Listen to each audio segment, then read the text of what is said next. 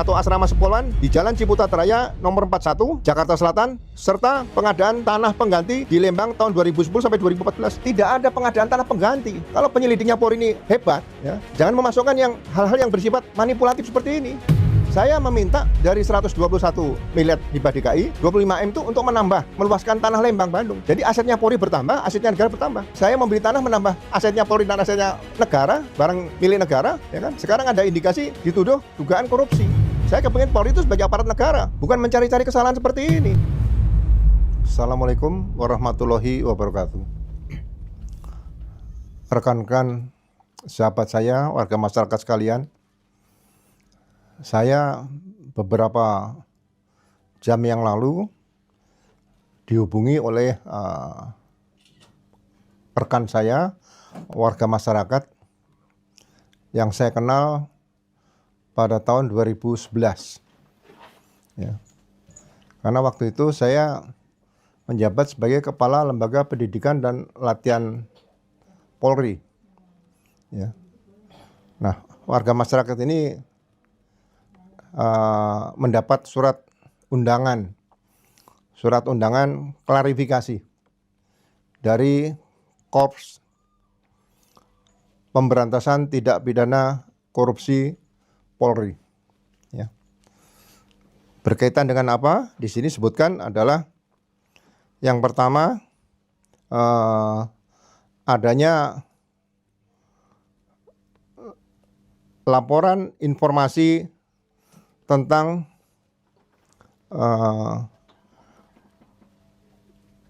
penyelidikan pengadaan dan pembelian tanah pada tahun 2011 di Lembang, Sespim Polri pada tahun 2011.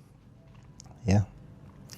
Jadi saya juga tidak tahu, tiba-tiba ada persoalan tahun 2011, ya, di mana waktu pengadaan atau pembelian tanah tersebut, ya, yang saya saat itu menjabat sebagai Kepala Lembaga Pendidikan Polri, ya, berarti sudah hampir 15 tahun tiba-tiba diangkat oleh Kortas Tipikor Polri diduga sebagai suatu peristiwa tindak pidana. Apakah ini nanti dikaitkan dengan pasal 2 Undang-Undang Tindak Pidana Korupsi nomor 31 tahun 1999 atau pasal 3, atau mungkin dengan Undang-Undang nomor 20 tahun 2011, ya, tentang gratifikasi. Jadi saya tahu arah surat ini kemana, ya, karena ini kemungkinan besar dan saya sangat yakini ada beberapa pernyataan-pernyataan saya yang berkaitan dengan penanganan tindak pidana korupsi yang dilakukan oleh Kortas Tipikor Polri. Ya. Jadi saya merasa di sini arahnya kira-kira saya sebagai seorang yang pernah menjabat sebagai Wakil Kepala Kepolisian Republik Indonesia pada tahun 2013-2014 dan sebelumnya menjabat Kepala Baharkam Polri serta Kepala Lembaga Pendidikan Polri, ya kan? Kalau saya sebagai seorang Wakapolri akan disentuh dengan masalah-masalah yang tidak jelas seperti ini, tidak mungkin jabatan pangkat yang berada di bawah saya berani melakukan hal seperti ini. Berarti saya patut menduga dan kuat sekali diduga ini adalah perintah langsung dari orang yang jabatannya lebih tinggi daripada jabatan Wakapolri. Ya, silakan dibantah atau tidak, itu hak yang bersangkutan. Jadi warga masyarakat sekalian, saya akan ceritakan sejak tanggal 14 Maret 2011, ya, saya menjabat sebagai Kepala Lembaga Pendidikan Polri. Ya. Jadi 1 tahun sebelumnya, yaitu Kepala Lembaga Pendidikan Polri adalah dijabat oleh Komisaris Jenderal Polisi, seorang udah purnawirawan, yaitu Pak Imam Sujarwo. Nah, saat itu memang ada rencana pengadaan depo kereta api MRT di Lebak Bulus. Ya. Kemudian pihak MRT, pihak Pemda DKI ingin mendapatkan tanah seluas 4.500 meter persegi untuk dijadikan depo MRT tadi. Nah, karena sesama instansi pemerintah, yaitu Lemdiklat Polri atau Polri dan pemerintah daerah DKI, tidak bisa melakukan rislah. Saya ulangi, tidak bisa melakukan rislah atau tukar guling. Ya, karena itu diatur dalam peraturan Menteri Keuangan tentang barang milik negara. Jadi satu-satunya cara adalah menghibahkan tanah milik Lemdiklat Polri atau Sepolwan seluas 4.500 persegi kurang lebih kepada Pemda DKI untuk dijadikan depo MRT. Nah, kita tidak meminta syarat apapun, ya, tidak memberikan syarat apapun kepada Pemda DKI karena tanah tersebut masih menjadi inventaris milik negara, ya, milik pemerintah, dan inventaris pemerintah tidak akan berkurang. Ya. Dalam perjalanannya, tiba-tiba pemerintah DKI memberikan hibah anggaran atau dana sebanyak 121 miliar. Ya. Itu semua tentang hibah tanah dan pemberian hibah uang 121 miliar dari Pemda DKI, semuanya ditangani oleh tim yang melakukan hibah tanah tadi dan penerimaan dana sebanyak 121 miliar kepada Polri. Ya. Pengadaan tanah tersebut tidak ada masalah sampai detik ini, baik audit BPK ataupun hasil pemeriksaan Irwasum Polri. Pemeriksaan khusus juga tidak ada. Sehingga menurut saya sudah tidak ada masalah. Nah, pada saat kita menerima hibah dana 121 miliar, saya menyampaikan kepada tim yang dibentuk oleh asisten logistik Polri waktu itu di bawah kepemimpinan Pak Irjen waktu itu masih Pak Anton Barul Alam kalau salah, ya. Dengan timnya di situ ada juga Brigjen Panjang Yuswanto, saya masih ingat, ya, dengan tim dari Lemdik Polri. Nah, saya mintakan dari 121 miliar tadi, kalau bisa kita menambah tanah untuk Lemdiklat Polri, ataupun tanah itu juga menjadi milik negara, yaitu 25 miliar dari 121 miliar. Sehingga sisanya 96 miliar itu dipakai untuk uang kerahiman kepada para purnawirawan yang pernah tinggal di Sepolwan, di asrama, kemudian untuk memperbaiki beberapa fasilitas bangunan-bangunan yang ada di Sepolwan dan Lemdik Polri.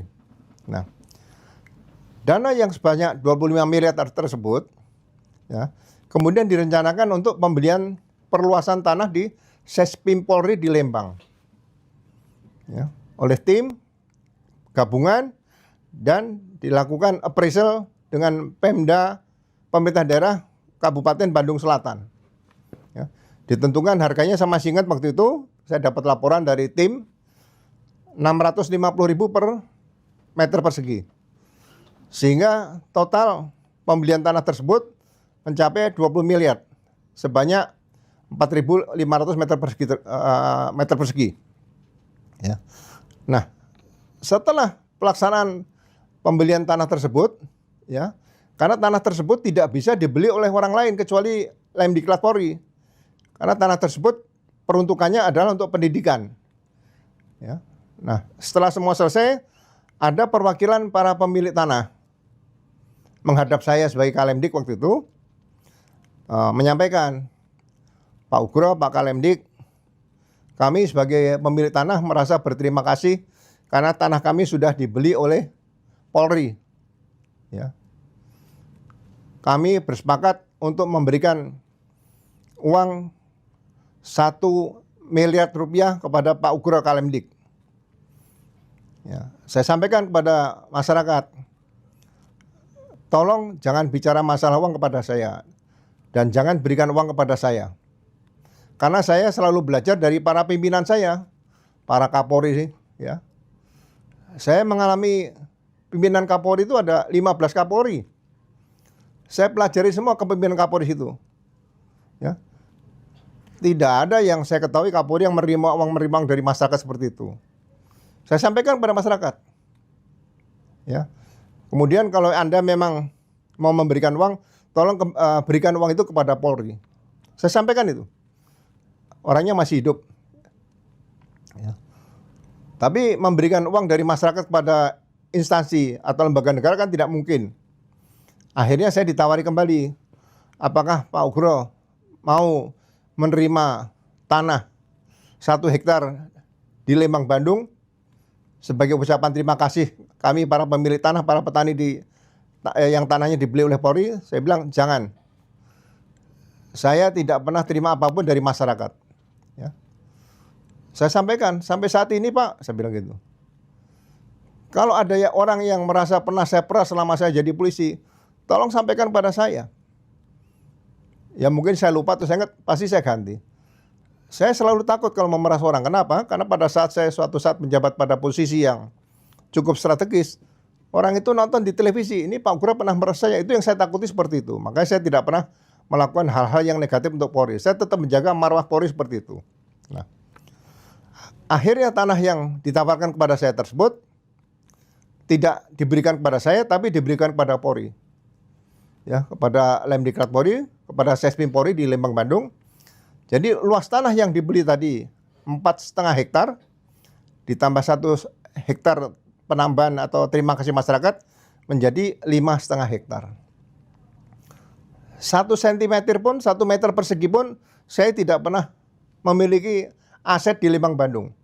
Kalau ada yang bisa menemukan ada aset tanah atas nama saya, silakan diambil, dibagi-bagi di Lembang, Bandung. Ya.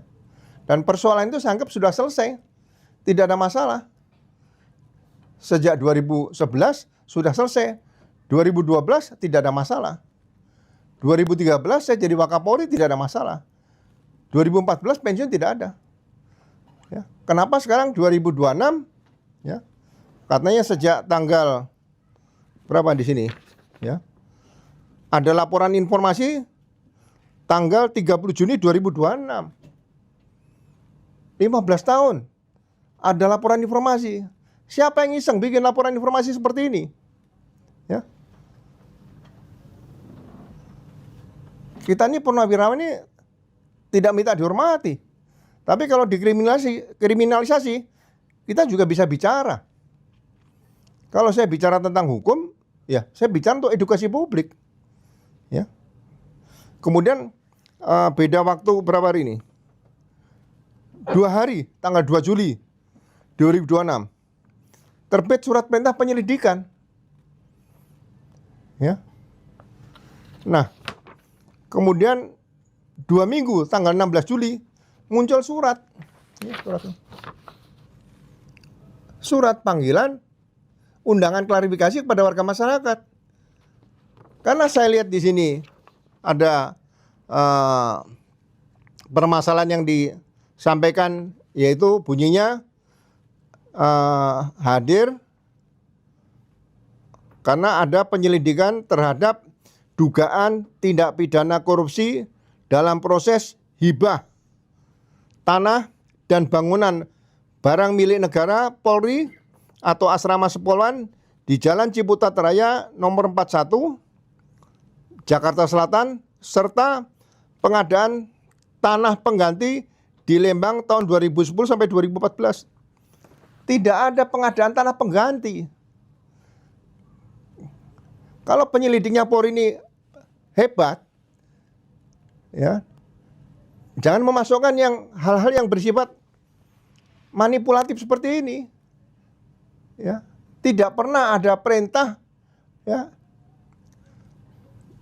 untuk pengadaan pengadaan tanah pengganti. Buat apa tanah pengganti? Saya meminta dari 121 miliar hibah DKI, 25 M itu untuk meluaskan tanah Lembang, Bandung.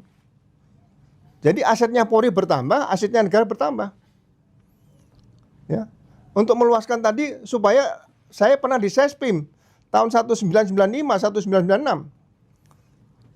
Kemudian 2002 Sespimti.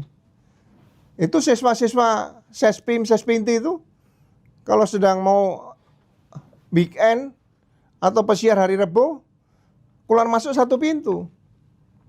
Ditambah ke belakang, memang kontur tanahnya di Lembang ada jurang dan sebagainya. Saya bermimpi suatu saat ada anggaran bisa dibikin jembatan. Jembatan yang panjang, bisa tembus ke belakang. Jadi kalau siswa-siswa Sespim yang ingin pulang ke Jakarta, lewat belakang langsung Maribaya arah ke Subang. Nah sekarang uang negara tidak ada, saya membeli tanah menambah asetnya Polri dan asetnya negara, barang milik negara, ya kan?